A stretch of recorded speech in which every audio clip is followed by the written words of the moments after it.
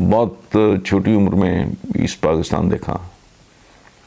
آج بھی اس کی گلیاں، اس کے بازار، اس کا کلچر ذہن میں پھنسا ہوا ہے، نہیں نکلتا. اب کیا کروں میں اپنے لوگوں کے جب حالات دیکھتا ہوں. کرنٹ افیئرس کو بلینڈ کر لیتے ہیں اس شعر کے ساتھ. آج دیکھیں عام آدمی کے لیے اگر ایک مہذب معاشرہ ہو، اگر آپ کو تعلیم ملی ہو، تربیت ملی ہو، اچھے ماں باپ کی صحبت ملی ہو، اچھی آپ کی سکولنگ ہوئی ہو، تو کسی بھی معاشرے میں خیر کی خبر ہوتی ہے. ایک ہوتا ہے مسیحا جسے ہم ڈاکٹر کہتے ہیں، ایک ہوتے ہیں وکلاء جو آپ کو قانونی تحفظ دیتے ہیں، وہ آپ کو جسمانی تحفظ کی ضمانت ہے. ڈاکٹر زندگی موت اللہ کے ہاتھ میں، لیکن علاج کا حکم ہے. اور یہ اس وقت صورتحال یہ ہے، بیسیکلی تو پورا ملک ڈیگس ڈرون ہے. طالب علم ہیں وہ اساتذہ کے گربانوں پہ ہاتھ ہیں ان کے. آپ کے وکلاء ہیں وہ عدالتوں میں جج ان سے محفوظ نہیں. میں یہ جو لوور کورٹس کی بات کر رہا ہوں. ڈاکٹرز ہیں مدتوں سے وہ ہڑتال ان کا آپ سمجھ لو سیکنڈ نیچر، ان کی عادت بن گئی ہے. آج کل یہ دونوں آپس میں ٹکرا رہے ہیں. میں سوچ رہا ہوں کہ پروردگار، ایک عام آدمی ٹھنڈی ہوا کی توقع کرتا ہے کہ یار وکیل ہے، میرے ساتھ کوئی ظلم زیادتی ہوئی تو میرا ہاتھ بٹائے گا. ڈاکٹر ہے مجھے، ان کو آپس میں تصادم سے. تو میں نے کہا یار، میں نے لکھا ہے کہ دیکھو ہاتھ کی یہ 5 انگلیاں، ان میں سے کوئی کسی سے سائز نہیں ملتا. انگوٹھے کی تو ساخت ہی علیحدہ ہے. انگلیاں کوئی چھوٹی ہے، کوئی بڑی ہے، کوئی اس سے بڑی ہے، کوئی اس سے یہ برابر کی نہیں ہے. آپ اپنے ہاتھوں پہ غور کریں، بالکل برابر کی انگلیاں تو میں نے تو نہیں کبھی کم از کم دیکھی. انگوٹھے کا بالکل کیریکٹر ہی علیحدہ ہے، جو رول بھی علیحدہ ہے. اچھا، یہ سوسائٹی ہے.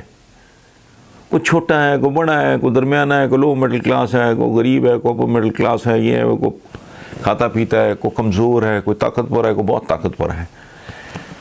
ہاتھ کا رول، آپ نے اگر کسی دشمن سے مقابلہ کرنا ہو تو مکہ، جب تک یہ سب انگلیاں اکٹھی نہیں ہوتی مکہ نہیں بنتا. مکہ علامت ہے، سمبل ہے طاقت کا. یعنی طاقتور معاشرہ وہ ہوگا جس میں یہ جڑت ہوگی، سنکرنائز کریں گی انگلیاں، چھوٹی انگلی چھوٹا طبقہ، بڑی انگلی درمیانی انگلی انگور. اچھا، پھر ایک تو طاقت، دوسرا نوالا توڑنے کے لیے بھی ضروری ہے.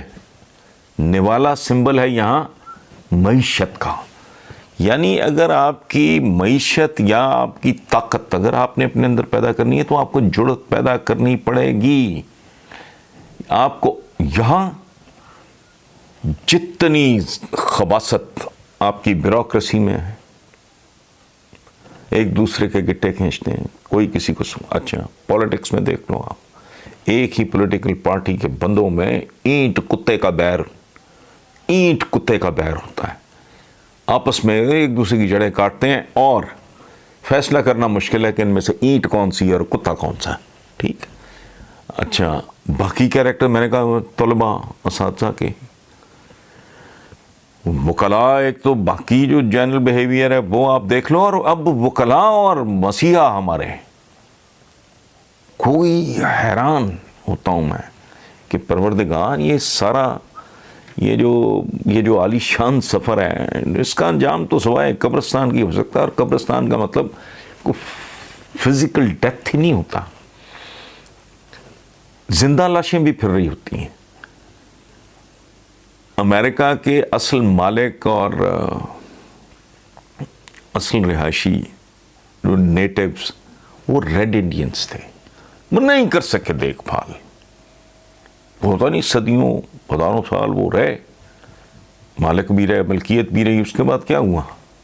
انہوں نے چپیڑے مار کے فارغ کر دیا. مر نہیں گئے وہ آج بھی زندہ ہیں.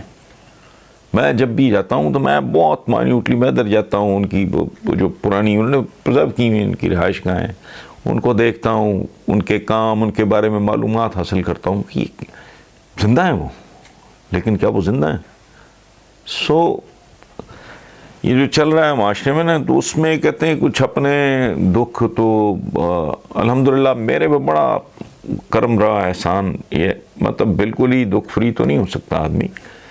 اپنے پیرنٹس کو لوز کرنا، 1.5 سال پہلے میری والدہ کی ڈیتھ ہوئی. والد بہت جلدی، میں 30s میں تھا اس وقت. یہ دکھ، دوست، بہت قیمتی دوست میں نے پچھلے 1.5-2 سال میں بہت ہی پیارے دوست کمائے. اور جیسے جیسے میری عمر بڑھتی جا رہی ہے، میرے دل کے اندر جو قبرستان ہے وہ وسیع ہوتا جا رہا ہے. اسی حساب سے لوگ جو ہیں وہ کہتے ہیں another one bites the dust. سو یہ میرا جلا سا، لیکن زیادہ، اب بہت زیادہ مجھے جو آپ خوف کہہ لیں یا تحفظات کہہ لیں، مجھے نہیں پتا وہ کہ میرے ارد گرد کیا ہو رہا ہے اور اس کا انجام کیا ہوگا. اور ڈیفینیٹلی 100% میں ایک لاجیکل آدمی ہوں. اپنے لیے نہیں، چونکہ اپنے پاس پہلے تو اب ہے ہی کچھ نہیں. بڑے نوٹ زندگی کے سارے تو خرچ ہو چکے. اب ایک بندہ جو mid-60s، اس کے پاس سوائے ریزگاری کے ہے کیا؟ کسی وقت بھی جیب کٹ جائے گی، کہانی ختم. بندہ سوچتا ہے میری آئندہ نسلوں کا. اور جو میں میری آئندہ نسلیں کہتا ہوں تو اس میں میری اپنی جو اولاد ہے، میری بیٹی ہے محمدہ، اس کا نام ہے، میرا بیٹا ہے حاتم، اس سے چھوٹے کا نام ہے ہاشم. اور میں آپ کو عرض کروں کہ ڈیفینیٹلی جب میں اگلی جنریشن کا ذکر کرتا ہوں تو سب سے پہلے تو یہی میری آنکھوں میں تصور میں آتے ہیں. لیکن میں جو لاکھوں کروڑوں بچہ اسکول سے باہر ہے، کیا بنے گا، ان کا کیا ہوگا، پرائمری ایجوکیشن سے لے کر پاپولیشن مینجمنٹ تک، یہ 2 کام کیے بغیر this society has no future. جو مرضی کر لو، الٹے لٹک جاؤ، تمہارے ایک چوک سے اگر نکل آئے نا پیٹرول، تب بھی کچھ نہیں ہوگا. تمیز ہی نہیں. شہباز شریف صاحب جب سڑکیں بنا رہے تھے، میں لکھا کرتا تھا کہ تمیز دو لوگوں کو.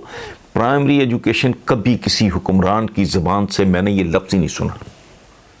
وہ فارمیشن کی سٹیج ہوتی ہے، وہاں بندہ، انسان کی تشکیل ہو رہی ہوتی ہے بچپن میں. وہ پرائمری مطلب 10-12 تو فارمیشن ہو چکی ہوتی ہے. اس کے بعد سارا ایکوائر کرتا ہے آدمی ادھر سے. میں کچھ آپ سے سیکھ لیا، کوئی بچہ جو کیمرے کے پیچھے کھڑا ہے کچھ سے سیکھ لیا، کوئی اچھی حرکت، کوئی اچھی بات لگی، اس کو اپنانے کی کوشش کی، پریکٹس بیسیکلی. اچھا وہ بھائی پرائمری ایجوکیشن اور پاپولیشن مینجمنٹ، مولوی تو بات ہی نہیں آتا یہ کہنے سے کہ جی وہ جو بچہ آتا ہے اس کا ایک منہ تو 2 ہاتھ بھی تو ہوتے ہیں. وہ ہاتھ تو 22-23 سال 24 سال تک انویسٹمنٹ مانگتے ہیں. خوراک تو بچہ ماں کے پیٹ میں مانگتا ہے، یا مانگتا نہیں بھی ہے تو اس کو فیڈ کرنا تھرو ہز مدر یا ہر مدر شروع ہو جاتا ہے. تو یہ جو ہے معاملات، یہ کچھ اپنے غم ہے جانا اور تھوڑے سے زمانے کے.